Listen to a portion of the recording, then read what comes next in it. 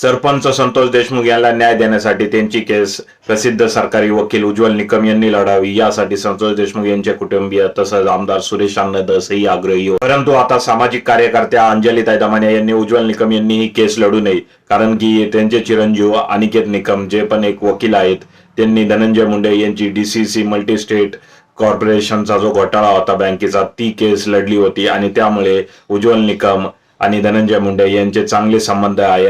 त्यामुळे in all fairness Ujjwal Nikam यांनी संतोष देशमुख यांची केस लढू नये असंही दमानेताई यांचं मत. परंतु मुख्यमंत्री फडणवीस साहेब यांचं म्हणणं आहे की ही केस उज्ज्वल निकम यांनीच लढावी, त्यांचा अनुभव खूप दीर्घकाळ आहे, तेच संतोष देशमुख यांना न्याय देऊ शकतात. आणि जी लोक उज्ज्वल निकम यांचा विरोध करत आहे त्यांना असं वाटत आहे की संतोष देशमुख यांना न्याय भेटू नये म्हणूनच ते त्यांचा विरोध करत आहे. काय वाटतं तुम्हाला, संतोष देशमुख यांना न्याय मिळवण्यासाठी उज्ज्वल निकम यांनी ही केस लढावी की त्यांच्याच तोडीस तोड पर्याय सतीश माने शिंदे यांची नियुक्ती सरकारने करावी? कमेंट करा कमेंट बॉक्समध्ये.